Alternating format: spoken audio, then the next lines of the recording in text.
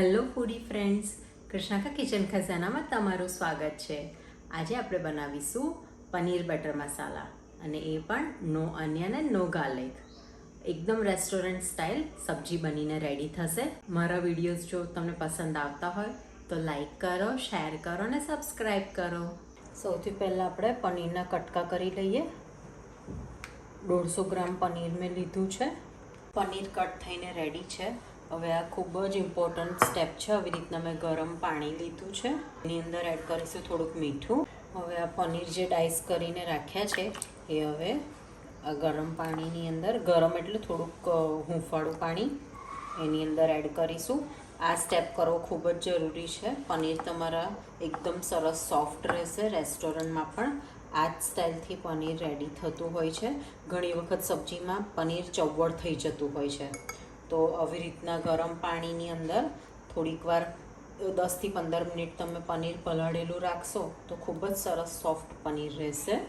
બાઉલમાં 1/3 કપ મોળું દહીં લીધું છે. હવે એડ કરીશું મીઠું, કશ્મીરી લાલ મરચું, હળદર, ધાણા જીરું, કિચન કિંગ મસાલો.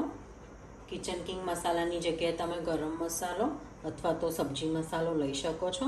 1 ટીસ્પૂન જેટલું ઓઇલ લઈશું. મેં સિંગ તેલ લીધું છે, તમે સરસિયા તેલ પણ લઈ શકો છો. એડ કરીશું કસૂરી મેથી, મિક્સ કરી લઈએ.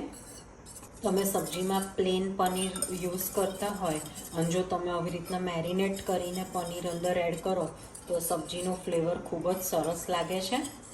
તો મેરિનેશન આપણું રેડી છે. 10 મિનિટ પછી પનીરને આવી રીતના મેં ડ્રેન કરી લીધા હતા. પનીર ખૂબ જ સોફ્ટ આપણું રેડી છે.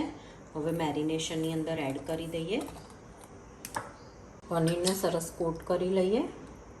આવી રીતના તમે પનીરને 2 થી 3 કલાક સુધીને મિનિમમ રાખીને પછી જો સબ્જી બનાવશો તો ખૂબ જ ફ્લેવરફુલ સબ્જી રેડી થશે. હવે ઢાંકીને હું 2 કલાક માટે પનીરને મેરિનેટ થવા રાખીશ. જો ગરમીની સિઝન હોય તો તમે ફ્રીજમાં પણ મેરિનેશન માટે મૂકી શકો છો. હવે ગ્રેવી રેડી કરી દઈએ. એના માટે મેં અહીં 3 મીડિયમ સાઇઝના ટમેટોઝ લીધા છે. એને આપણે કટ કરીને રેડી કરીશું. હવે પેનમાં 2 ટેબલસ્પૂન જેટલું તેલ લઈશું. એડ કરીશું જીરું, હિંગ, 2 લવિંગ અને નાનો તજનો ટુકડો છે, હળદર, ચોપ કરેલા ટામેટા એડ કરીશું, મીઠું, મિક્સ કરી લઈએ. હવે ઢાંકીને ટામેટાને ચડવા દઈશું.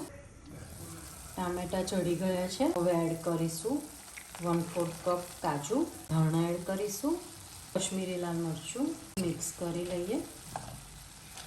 જો તમે ડુંગળી લસણ ખાતા હોય તો ટામેટા આપણે જે સાંતળ્યા એની પહેલાં ડુંગળીને લસણ સાંતળી દેવાની. ડુંગળી થોડીક ચડવા આવે એટલે તરત અંદર ટામેટા એડ કરી લેવા. અહીં મેં કાજુ લીધા છે. તમે કાજુની જગ્યાએ બદામ, મગજતરી પણ લઈ શકો છો. ઘણા શિંગદાણા પણ લે છે, પણ શિંગદાણાની અમુક વખત ટિપિકલ ફ્લેવર આવે છે, જેથી બને તો આલમંડ અથવા તો કાજુ લેવા. ગ્રેવીનું બેઝ આપણું રેડી છે. હવે એને ઠંડુ થવા દઈએ, પછી આપણે એને ક્રશ કરીશું. ટામેટાં ઠંડા થઈ ગયા છે. હવે આપણે એને જારની અંદર લઈશું, બ્લેન્ડ કરીશું. ફાઇન પેસ્ટ આપણી રેડી છે. હવે આપણે પનીરની અંદર સ્મોકી ફ્લેવર આપવાની છે. મેં કોલસાને આવી રીતના ગેસ ઉપર, જાળીની ઉપર ગરમ કરવા રાખ્યો છે. પનીરની ઉપર આવી રીતના નાની ડીશ મૂકી છે, એની ઉપર કોલસો રાખીશું. કોલસાની ઉપર ઘી લઈશું થોડુંક અને તરત જ આપણે એને કવર કરી લઈશું. 5 મિનિટ સુધીને આપણે એને કવર કરીને રાખવાનું છે. બીજી એક પેનમાં 3 to 4 ટેબલસ્પૂન જેટલું તેલ લઈશું. એડ કરીશું બટર, એડ કરીશું વઘારનું મરચું અને તમાલપત્ર. હવે આપણે અંદર એડ કરીશું આપણે જે સ્મોક ફ્લેવર આપી હતી પનીર. હવે પ્રોપર એને ચડવા દઈશું. પનીર જે આપણે સાંતળવા રાખ્યું હતું, હવે પેસ્ટ એની અંદર એડ કરીશું. મિક્સ કરી લઈએ. એડ કરીશું 1 ટેબલસ્પૂન શુગર, મિક્સ કરી લઈએ. ગ્રેવી થોડીક થીક છે, એડ કરીશું આપણે થોડુંક પાણી. હવે તેલ છૂટે ત્યાં સુધી એને સહેજ ધીમા તાપે ગરમ થવા દઈશું. હવે એડ કરીશું બટર. પનીર બટર મસાલા છે તો ઓબ્વિયસલી બટર તો બનતા હૈ.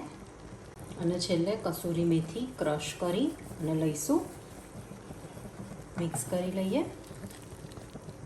વાવ, બહુ મસ્ત સ્મેલ આવી રહી છે. તો રેડી છે આપણી પનીર બટર મસાલા. હવે સર્વ કરીએ.